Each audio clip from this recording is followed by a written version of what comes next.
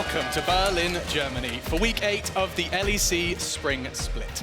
We've got an intense fight in the race for playoffs, and with 4 teams tied going into today, hashtag every game counts, starting with Splice vs G2. I'm your host. I know it's weird. I'm here. Who is this person? I'm Alex Machine Richardson, and I'm joined by the familiar Andrew Vedius Day. Hello. And Indiana Froskurinn Black, not Natasha, as I called you this morning.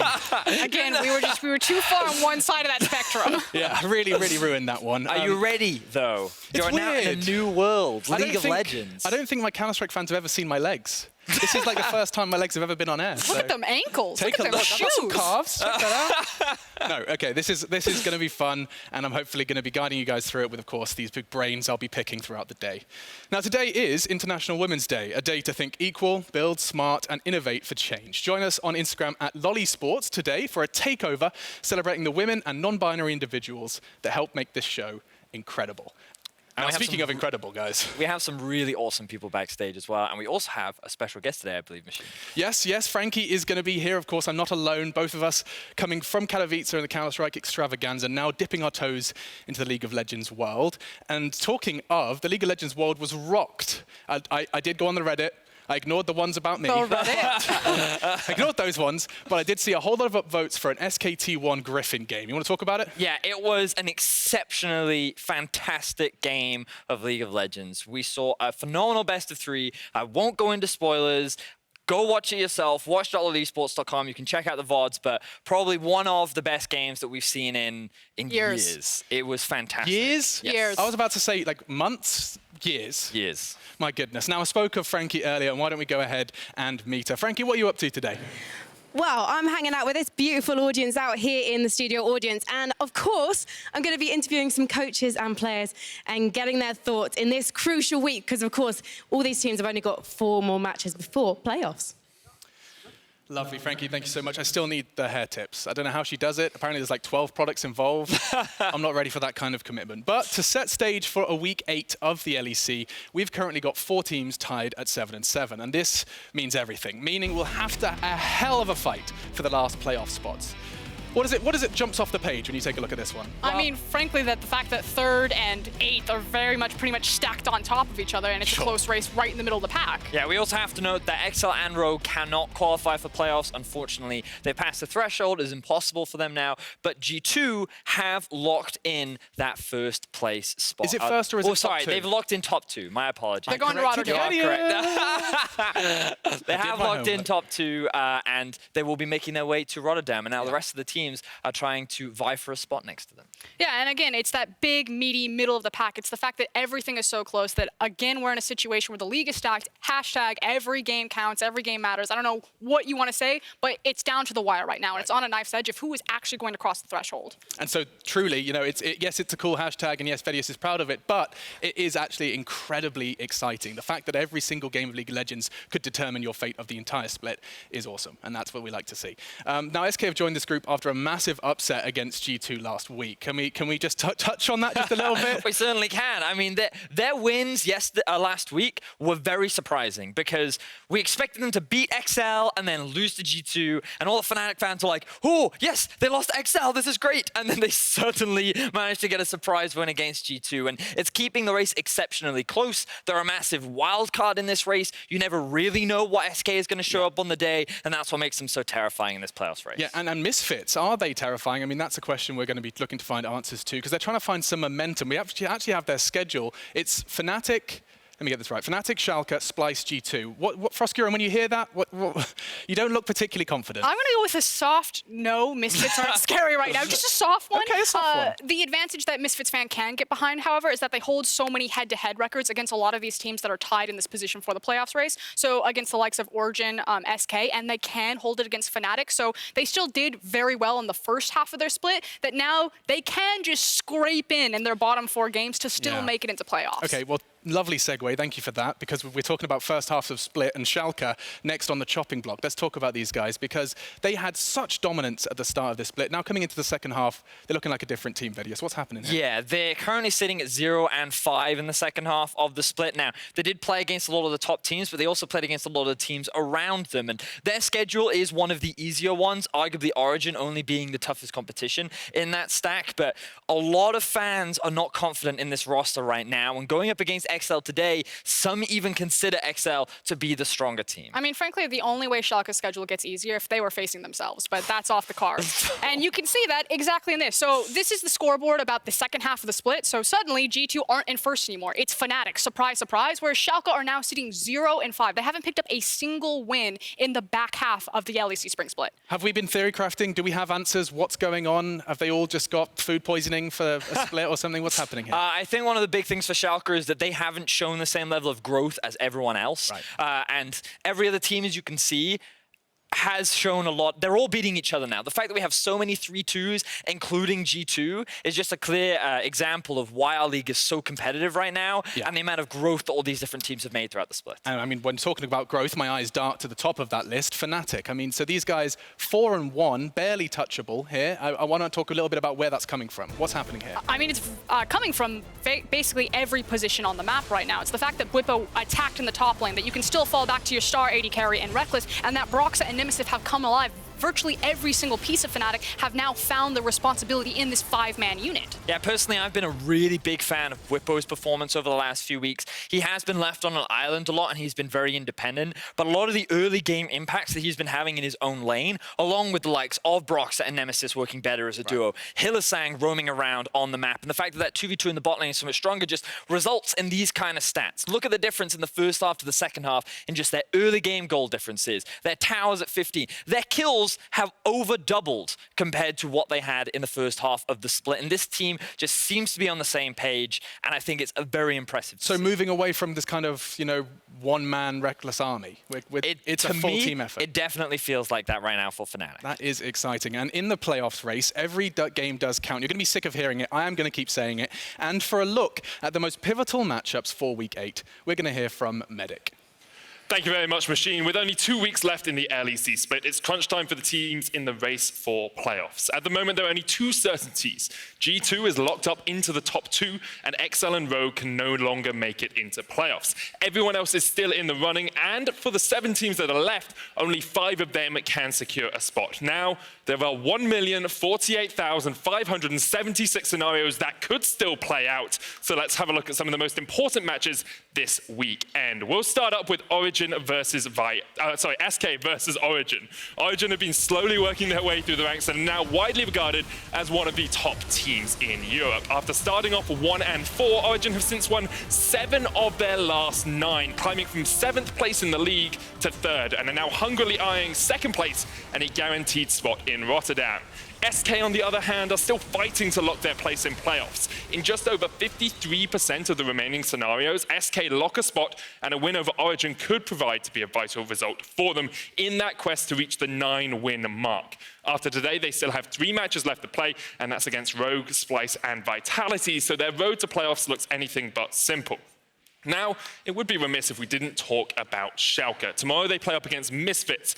As a team, Schalke have lost their last 5 games and have dropped from a solid 2nd place to tied 5th, maybe even with a chance of dropping out of playoffs. Misfits, too, are a team on the decline. They came out of the gates with a bang, but since have only whimpered. A win against their closest playoff rivals for either of these teams would be a boon.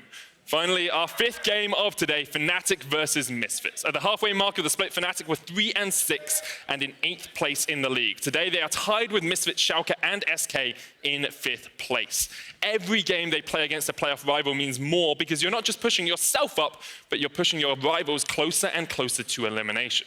Taking this game in isolation, if Fnatic win, their chances of being locked into playoffs goes from 46% of scenarios to 67% of scenarios. And Misfits would be locked out in just over half of the scenarios remaining. Now, Fnatic have never missed a playoffs in Europe, but I'm sure there's a lot of Misfits fans who are watching this and trying to wipe it from their memory. In spring 2018, Misfits lost to Raka in the final week of the split and lost out on a playoff spot.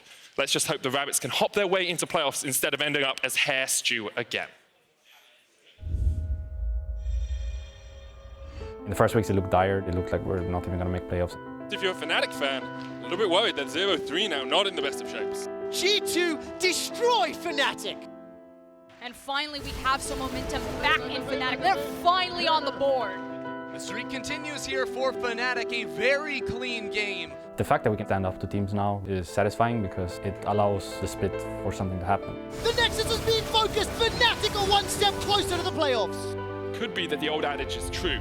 In Europe, everyone beats everyone, and it's Fnatic that wins. You could probably say that Fnatic's back. The focus being on ourselves is what changed the most. And once we actually talked about it, we all realized, you know what, be a team, we're gonna win. This game could decide which of these teams makes it into playoff and which team goes home with nothing. So it's not about winning and improving yourself, it's about not losing and making sure the other team is kicked out of playoffs. Reckless now caught out by Soaz. Hansama taking down, flashes over the wall. The last time we played Misfits, the reason why we lost was because we're still in a 2018 mindset where we'd get away with pretty much everything and could just farm for late and allow me to carry. Most people would say Fnatic have a little bit of an edge, but if Misfits play through their bottom lane like we've seen them do, they can easily take down Fnatic. We can still go and make playoffs while being in our current form, but none of us are satisfied with how we are playing right now. Every small victories are pretty big right now. XL take the 4v5 and they slam Misfits inside the Baron pit. If you're looking for a standout carry on Misfits at the moment, it has to be Forbidden in the mid lane. Like, he's the only guy that's performing better as the split's gone on. The Aurelia is still very healthy, now trying to fire back as the Galio's on the way, and Featherman's still alive, he's already parked the passive, that's the double, he wants the triple. I actually think it's the best Forbidden's been since probably the last time he was on Fnatic. When has Forbidden ever been relevant not on Fnatic? I feel like he's just playing his own game. That's not really going to win you games nowadays. Probably going to be a bit of an emotionally charged battle in the top lane. Whippo has been enabled on patch 9.4 to play some more of these conqueror top laners and actually dominate the lane. It's my spirit animal, you know, like it's what I'm made of. This guy just like got known for Worlds, plays against the Shy, and whew, they had to start in Soaz real fast.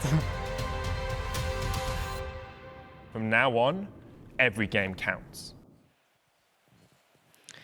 Fact of the matter is that there are no more second chances. Everything is on a knife's edge, and because both these teams fumbled either the back half of the LEC or the front half of the LEC, it's do or die. And I mean, correct me if I'm wrong, Fnatic have never missed a finals. Oh, they've never missed a playoffs. That counts, that's a final.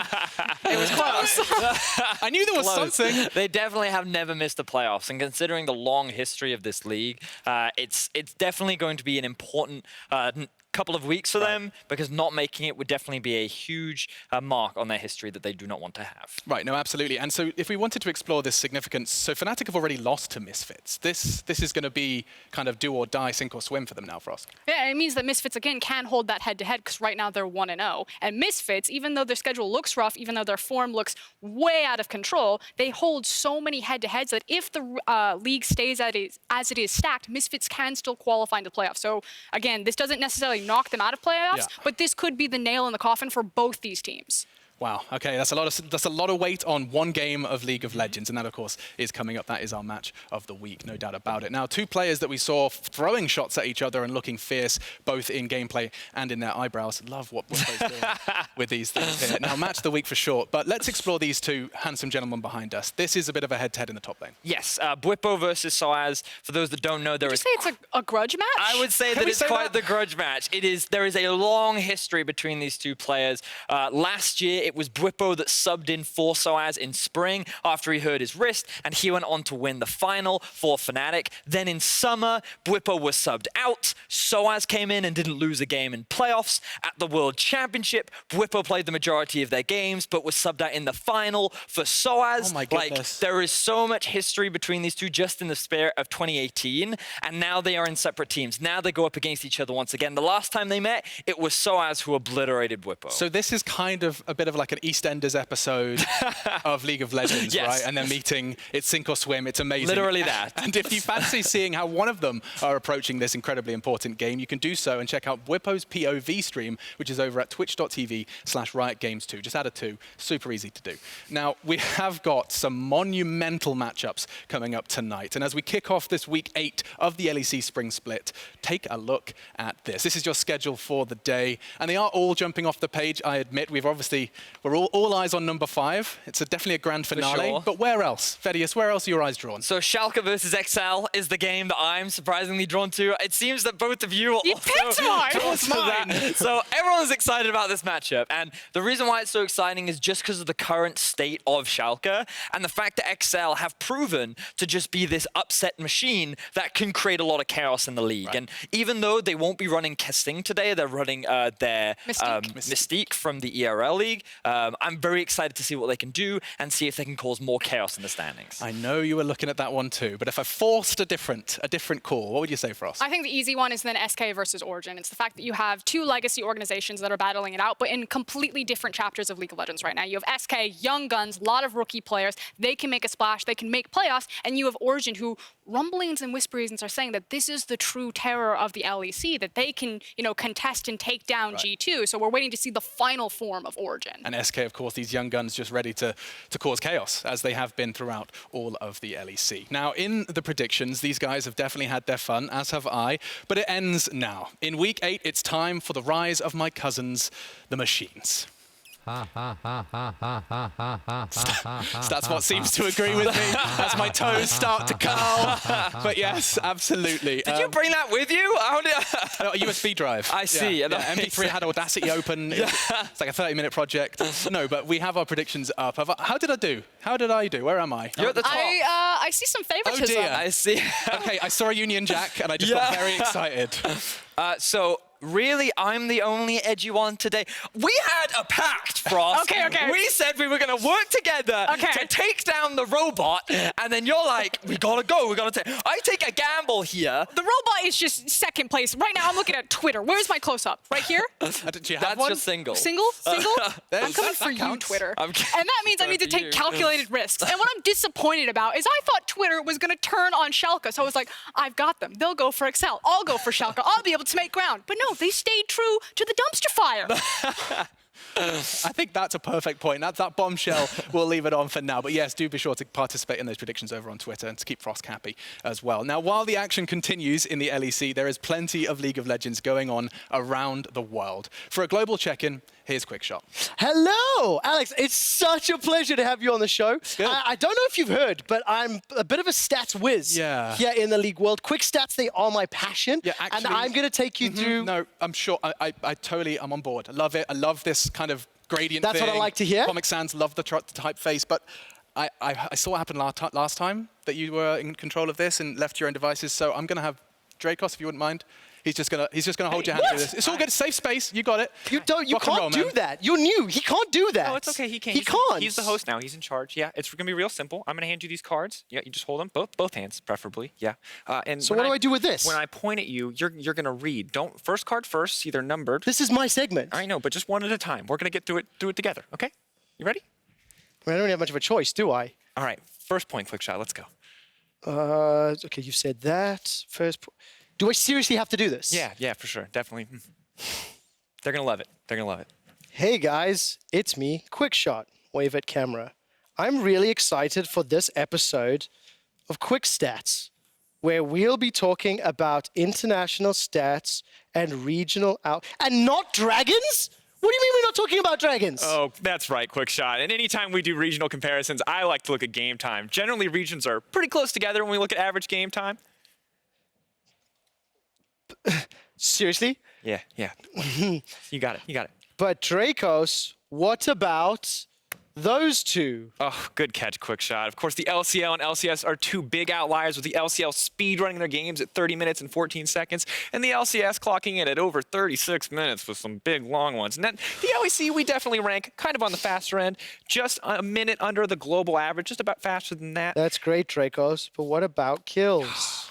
Quickshot, you know exactly what I want to talk about. You're such a good co-host. Now, the CKPM, or combined kills per minute, ties in nicely with the average game time. You can see the LCS trend of slower games continues as they average just above 1 kill every 2 minutes. Now, these slower, less kill-intensive games are something that they share with the LCK. I don't want to do this. I really don't. Like, you've stolen my segment. This is my thing. Read the card, Trevor. I really don't want to. Read the card.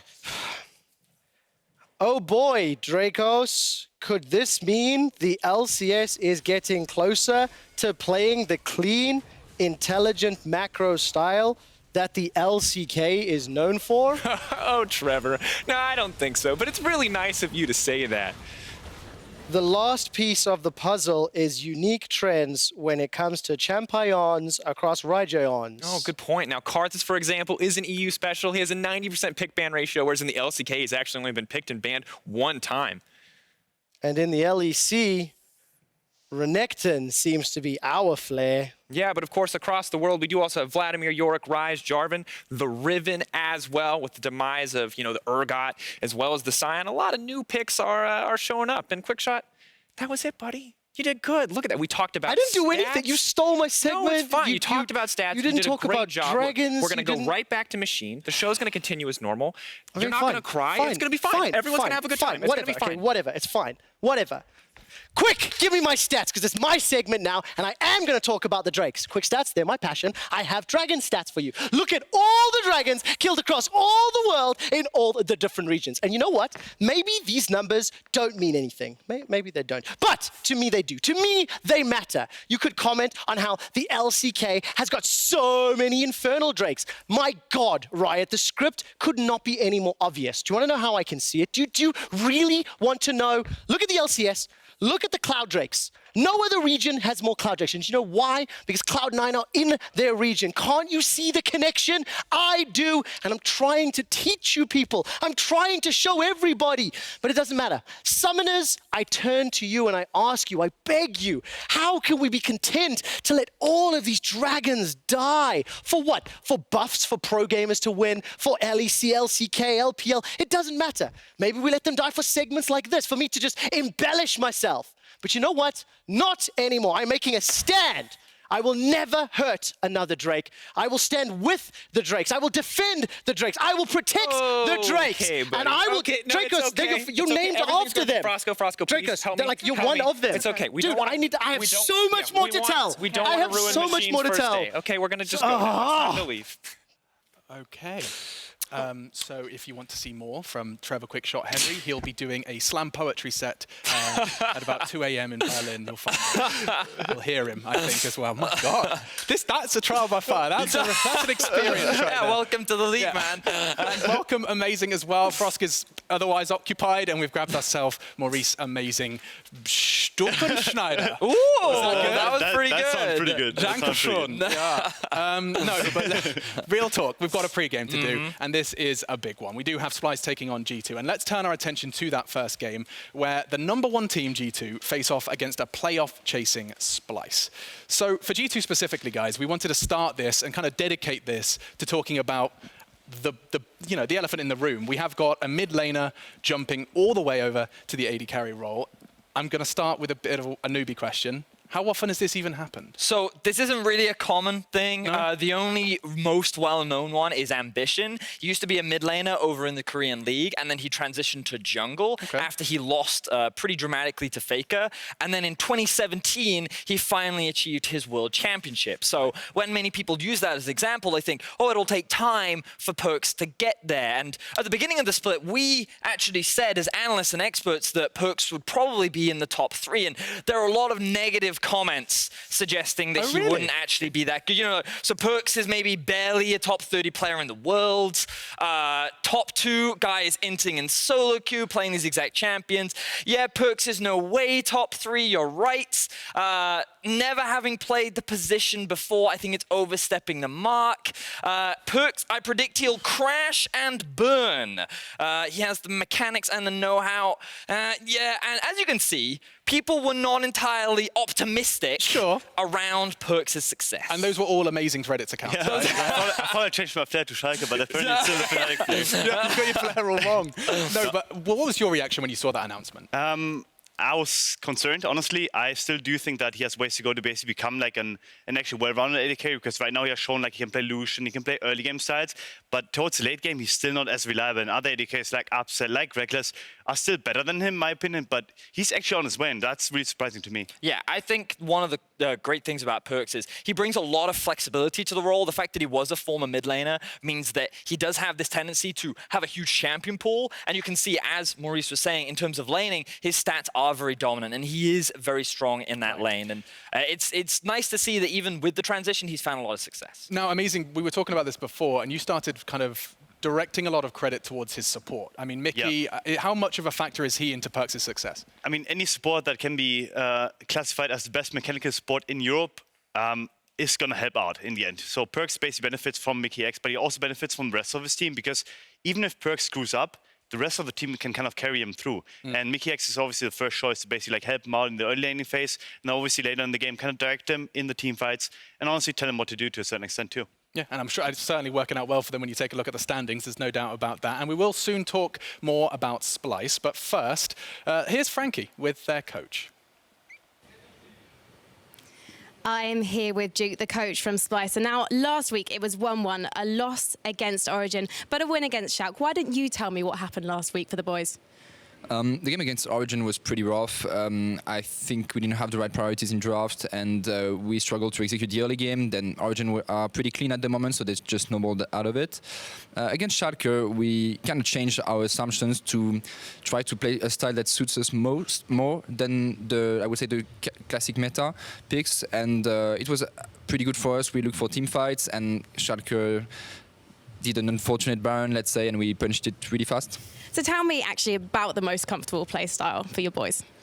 I mean, we can play both styles, I would say 1-3-1 or 1-4, but we decided against Schalke that playing a 1-4 where we just try to collapse, look for more team fight than just only play for silent pressure all the time, so you have to abuse speed to go for fast rotation usually.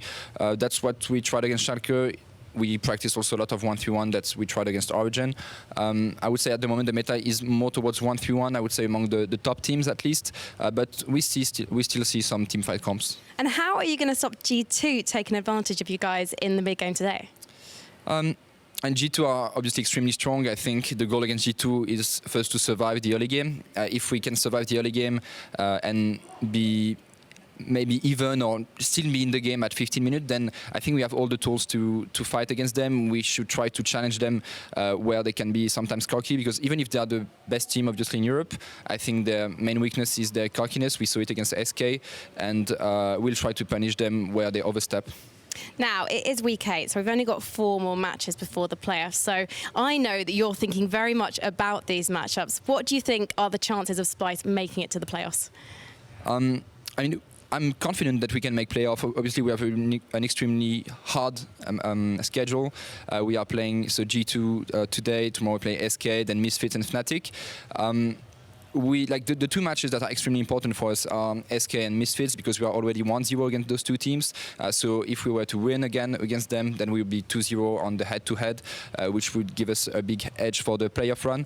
So I would say we need 2 wins. Hopefully we can get one tonight against G2, but if not, we'll try to fight our best against SK and Misfits, and hopefully maybe Fnatic at the end. Well, Duke, good luck to you and to Splice, because we need to head back to Alex on the desk. That was Duke there, giving us some strong words about G2. Words ego, confidence. He's got a read on G2. What do you reckon? It definitely feels like that. I loved his point where if we can survive the early game, then we have a shot. And yeah. I think that's not a bad statement to make. Yeah. It's just surviving the early game could be quite the challenge against G2. Right. So I don't know how reliable of a strategy that is. So if you are, put yourself in Splice's shoes and Duke's shoes, amazing. What you're going up against what feels like a David versus Goliath situation here.